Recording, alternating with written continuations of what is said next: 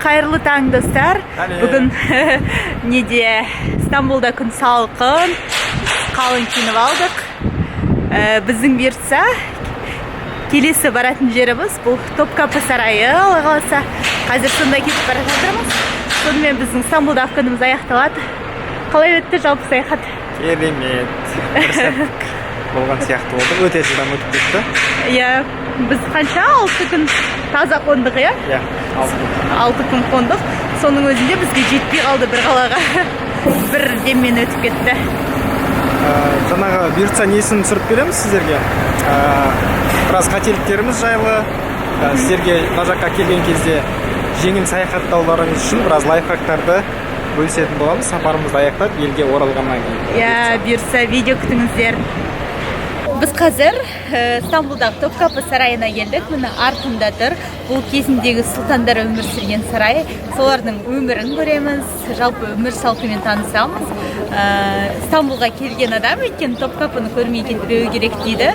Және мені ең қатты қызықтырып тұрған, ол пайғамбарымыз саллаллаху алейхи вассалам сақалы бар дейді осында. Және Құранның ерекше көшірмелері болса керек, сонымен қатар Әли радиаллаху анхудың қылышы бар дейді.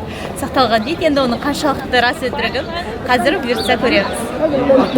Сарайға қарай жақындап келе жатырмыз. Міне мынандай қабақтары қатулы адамдар күзетіп тұр. Бүгін ашық па өзі? Бүгін ашық. Бүгін бейсенбі ғой екен. Бүгін бейсенбі. Бейсенбі ашық, иә? Сейсенбі жабық. Сейсенбі жабық екен. Естідіңіздер, сейсенбі жабық екен. Адамдар бұлайынан тексеріп, сөмкелерін қойып, солайынан кіріп жатыр.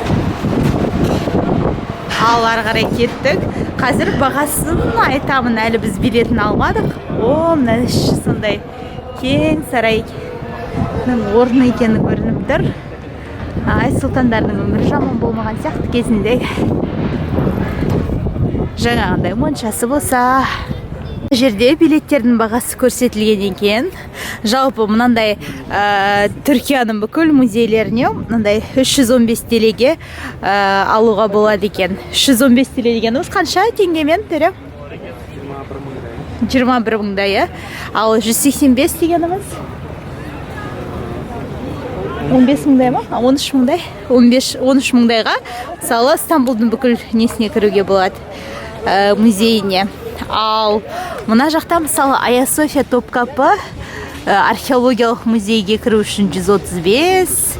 Мына жақта Топкапы археология Топкапының тағы бір бөлігі 115. Ал жалпы Топкапыға кіру үшін 60 теле екен. Да, 60 теле деген қанша болады түрі? 4200. Кәдімгідей қымбат екен музейлерінің бағалары. Айя Софияға да 60 теле. Мына жаққа да сондай 60. 4200 теңге. Адам енді көп. Жалпы Стамбулда адам көп. Қай жерге барсақ та бүкіл жер туристер екен. Ал міне билет алуға кезекке тұрған адамдар өте көп. Ана жерде жүрген адам, мысалы мына қаншама кезек тұр ғой, ана жерде жүрген адам сыртта сатып тұр. Бірақ іштегі мен сырттағы баға бірдей. Өзіне мүмкін ол кассадан арзанырақ қалатын шығар. Кім білсін?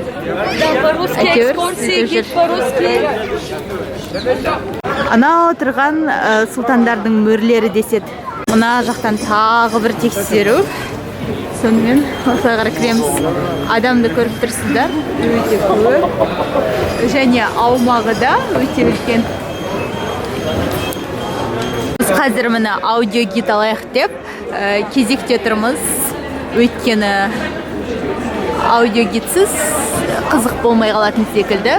Мына жерде біраз тілдер бар. Мысалы, мына жерде қанша тіл? 3, 7, 14 тіл көрсетілген екен. Қытайша, парсыша, немісше, итальянша, испанша, арабша, түрікше, португалша, аналарына сондай орысша бар, жапонша бар, кәрісше бар, ағылшынша бар. Міне осы тілдерде алуға болады. Біз сол қазір бір аудиогид алып, ары қарай сарайымызды аралауға кірісеміз. Енді мына жердегі адам саны өте көп, жалпы Стамбулдың біраз қалай қазынасына дейміз ба, осы Топкапыдан ақша түсетін шығар. Өйткені қазір біз мына аудиогидтің өзін 20 теле, яғни 1400 теңгеге сатып аламыз. Сонда жалпы екеуміздің бағамыз билетіміздің 10 мыңға жуық шығады ғой. Достар, мұнда қағбаның кілті бар. Сол жатыр. Достар, жалпы өзін мұсылман сезінген әрбір адам ол осы Топкапы сарайына келіп, Топкапы музейін міндетті түрде көруі керек. Өйткені мұнда жалпы мұсылман әлеміне, ислам әлеміне ең қымбат құнды заттар сақталған екен. Кезіндегі Осман патшалары барлығын жан-жақтан жинаған ғой.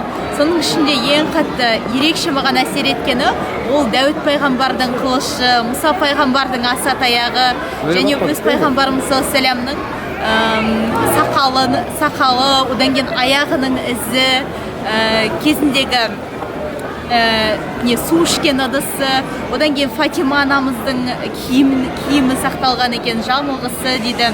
Одан кейін Хазіреті Хұсайынның да киімі сақталған.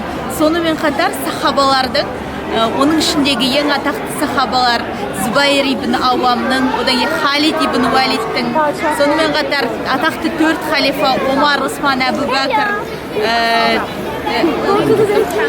Әлидің қылыштары сақталған. Соның барлығын өздеріңіз осында келіп көздеріңізбен көре аласыздар және оның бәрін көру керек. Маған қызық болғаны тағы да бір Әли радиаллаху анхудың қылышы барлығыныкінен үлкен екен, үлкен және мысалы жанында кішкентай болып Омардың қылышы тұрса, немесе кімнің Әбу Бәкірдің қылышы тұрса, ал Әлидікі өте үлкен сондай мықты жәдігерлер сақталған. Тағы да мен ұмытып қалған болуым керек. Өте көп дүние көрдік бұл жерден. Егер Стамбулға келсеңіздер, осы Топкапы музейіне, оның ішінде осы бір бөлімде арнайы соғыңыздар.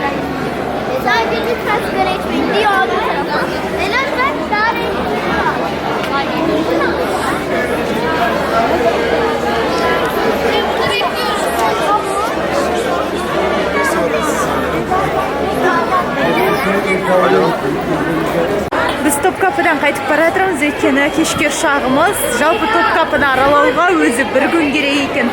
Сондықтан Топкапыны асықпай келіп аралап көріңіздер. Осы жерден шықпай.